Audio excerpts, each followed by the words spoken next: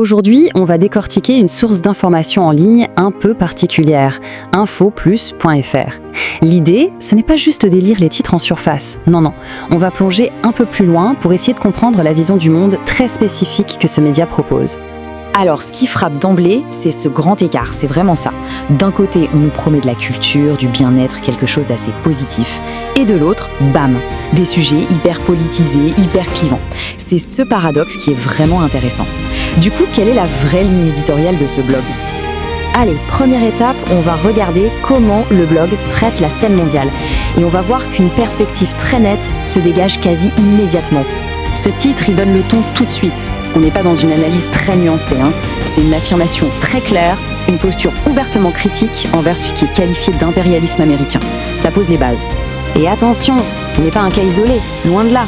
On retrouve ce thème dans plusieurs articles qui dépeignent systématiquement l'armée ou les officiels américains comme étant soit vulnérables, soit critiquables.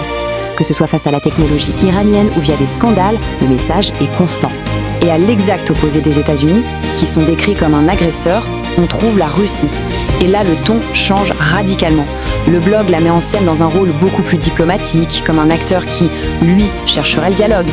Ce tableau, en fait, il synthétise parfaitement la grille de lecture géopolitique du blog. On y voit un monde où la domination occidentale est défiée. Des acteurs, comme l'Iran et la Russie, sont positionnés en contre-pouvoir. La vision est donc clairement, profondément sceptique envers l'hégémonie américaine. Bon, on a vu la scène internationale. Maintenant, voyons comment infoplus.fr aborde les enjeux purement français. Et là aussi, le thème du conflit et de la division est absolument omniprésent.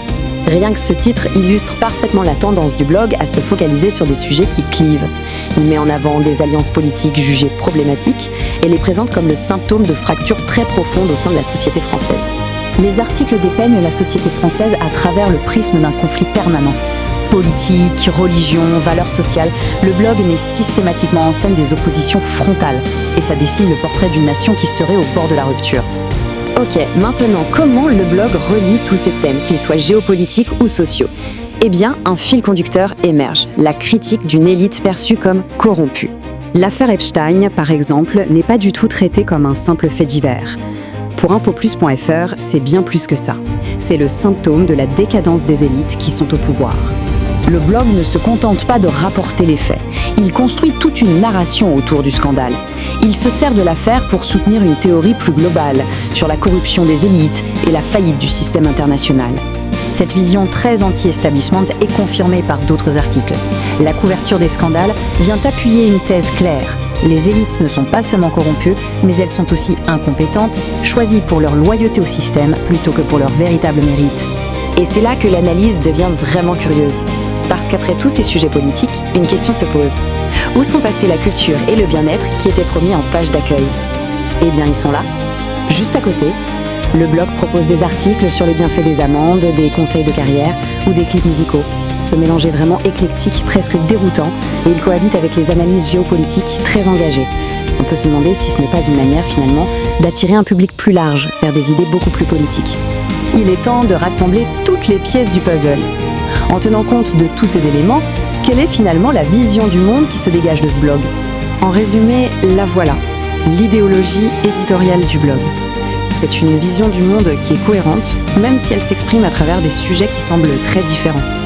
C'est le prisme à travers lequel toute l'actualité est interprétée. Et cela nous amène à une question plus large, qui dépasse largement le cas de ce blog.